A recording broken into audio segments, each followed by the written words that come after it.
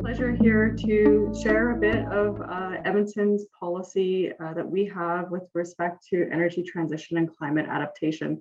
Really important files at the City of Edmonton with strong dedication from our municipal governors, our City Council, as well from our executive leadership team. And really, the way we tell the story is important. So my first few slides, I'm sure will be very familiar to you, but the reason why I've kept these slides in is part of the presentation from Dr. Thomas showed that there's a variety of different opinions in this space, and how you tell the story or how you explain the reason for the importance of this work is something that we often talk about at the city. And so we frame up many of our presentations in the first way as these first few slides. The other thing we often do is we talk about the dual opportunity before us. One, the opportunity that we have to catalyze and diversify our economy through new investments in clean energy and innovation sectors, as well as for well-established businesses. So it's not just about making sure that we're ready for the future, that there also is an absolute new era of economic growth here for us to capitalize on. So my next slide is 70% of energy related to greenhouse gases comes from cities. And you all know greenhouse gases trap heat and result in global warming. And cities are also home to over half of the world's population. And that number is projected to increase to over 2/3 of the population by 2030. Cities also have a significant amount of infrastructure and provide services that are affected by climate change, from bridges to roads to urban parks to emergency management services, as we've seen in a number of wildfires in both Alberta and BC, that the cities have had to step in and provide resources to help mitigate the impacts. So growing climate risks obviously have clear implications for cities, the people who live in them, and our local economies. And we're also seeing the consequences of climate change play out already. Canada and Alberta are experiencing increases in the frequency and intensity of extreme climate events. Over the past 2 decades, there's been an increase in insured losses. And Alberta alone has had 6 of the 10 biggest climate hazard insured losses in Canada. And this chart shows the trending insured costs of climate hazards in Alberta for approximately the last 40 years. And as you can see, over the last decade, there's an increase in the number and amount of insured losses. And we all know the impacts are going to continue to grow. Edmonton is one of the fastest warming regions in the world, and science shows that our climate is expected to change even more significantly in the future. Scientists have stated our risk of urban flooding may double and experience more frequent and intense weather events, and our ecosystem will change. So for every degree of warming, there's significant economic and social costs for Edmonton. Growing climate risks have a clear implication for city resources, local economies, and Edmontonians who live in our city. And in the next few decades, it is predicted that Edmonton's GDP could be reduced by $3.2 billion annually due to increased costs associated with impacts of climate change if no action was taken. So to avoid the most severe impacts of climate change, significant reductions in greenhouse gas emissions are needed. From a greenhouse gas emission perspective, Edmonton is in a challenging starting point. Because of our exceptional growth over the last few years, we have seen greenhouse gas emissions increased through, even though there have been a variety of efficiency measures brought in. The per average person emissions have reduced over time. So where are these emissions coming from? There are 4 major sources in Edmonton: buildings, transportation, industrial manufacturing, construction, and a very small fraction from waste. So Alberta municipalities have higher greenhouse gas emissions when compared to other municipalities across the country, in part due to the high amount of greenhouse gases produced by the provincial electricity grid. But there's some good news there. This is changing. Coal-powered electricity was mandated to be phased out by 2030, and electricity generators within the province have projected to complete this transition earlier, so by 2023. This transition, as well as the addition of renewable sources in the future of the electrical grid, will help support greenhouse gas reductions in the community.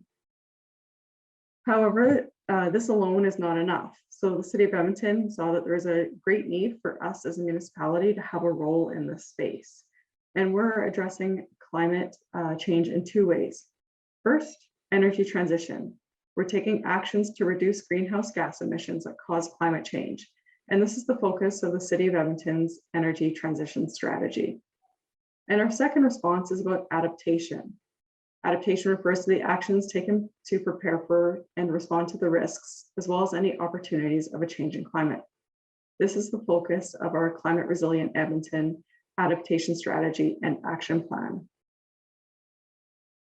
Now, to speak a bit more specifically about the energy transition strategy, it's a 30-year vision and strategy and action plan for the next 10 years. It is about accelerated and transformational change. And this change will reimagine our energy systems and transform our community and economy. There's 105 actions in the plan, and the strategy contains targets that are our boldest to date. This is the first plan of its kind for Edmonton. It's the first time Edmonton has targets aligned with the Paris Agreement.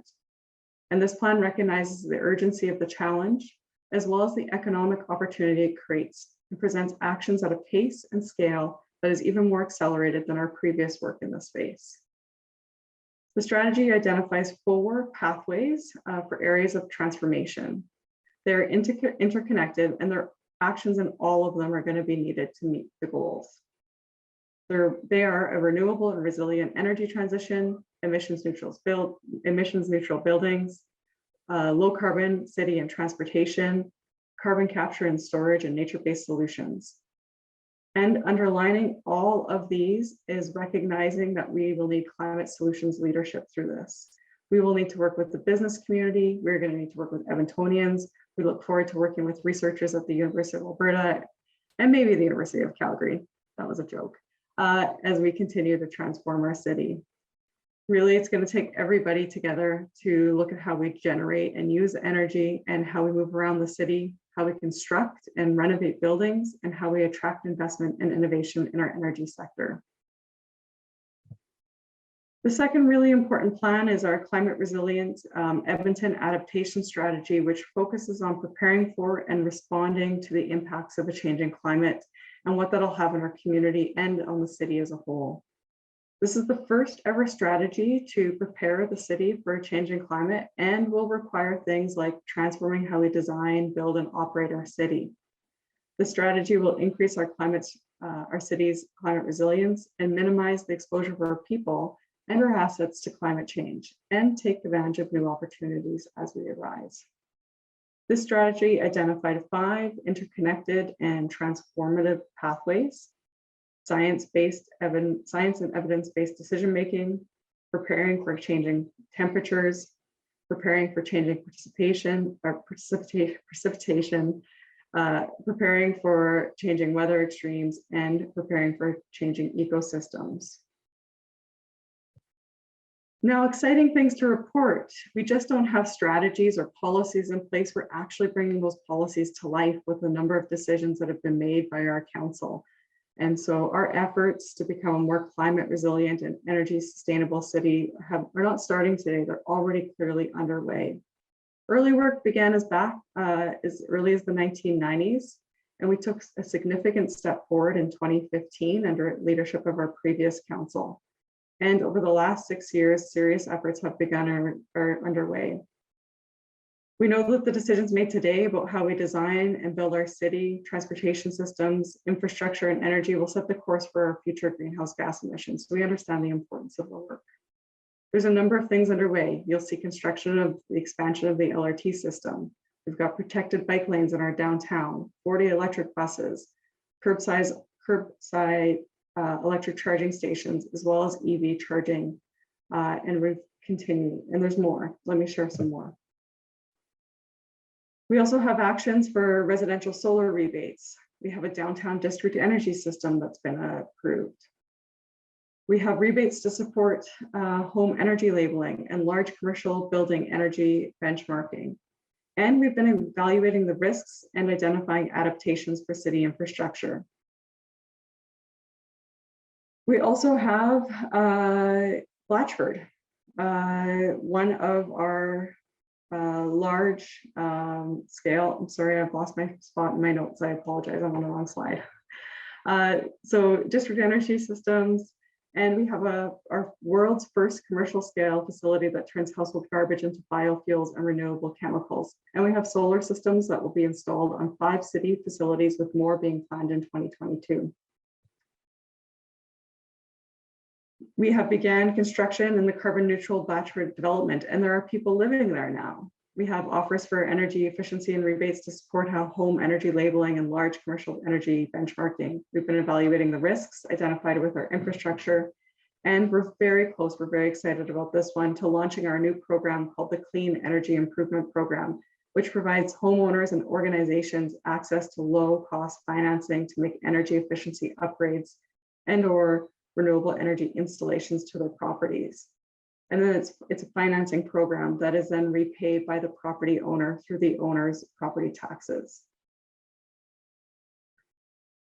There's also been action to improve our understanding of how our changing climate is going to impact us.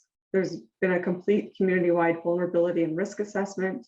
We've conducted science-based wildfire risk mapping and climate change modeling. EPCOR has led the work to analyze flooding risks for the community and to develop a flood mitigation program. And Edmonton hosted the first ever intergovernmental panel on climate change conference focused on climate science in cities.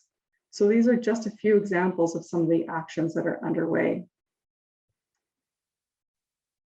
And to add to the work at Edmonton's perspective from Dr. Thomas, the first presentation is Edmontonians do support this work. Conversations with the community aren't about whether climate change exists. The science has proven that climate change is real, and Edmontonians want the city to take bold action. Our conversation now is more about what specific actions we need to take, how far we need to reach them, and how fast do we need to go. Administration, that's the public servants, conduct an annual Change for Climate online survey with randomized sample of Edmontonians, and it checks on Edmonton's perceptions related to climate change.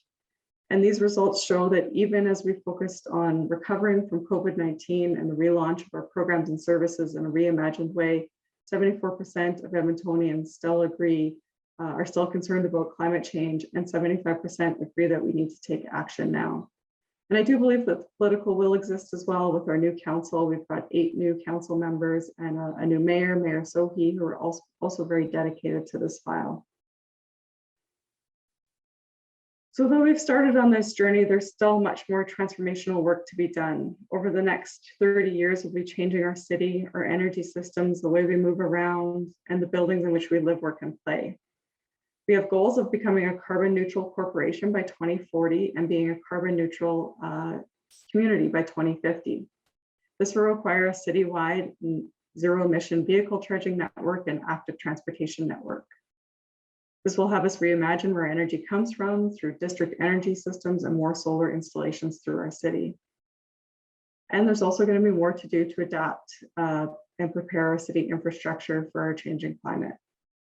And we know the city of Edmonton, we can't do this work alone. Transforming to a low carbon and climate resilient city is a collective effort and will take substantial political will from our city council. The city is just one array of many key stakeholders. It will continue to connect and collaborate with other governments, regional partners, institutions, communities, businesses, academia, and global partners for accelerated action.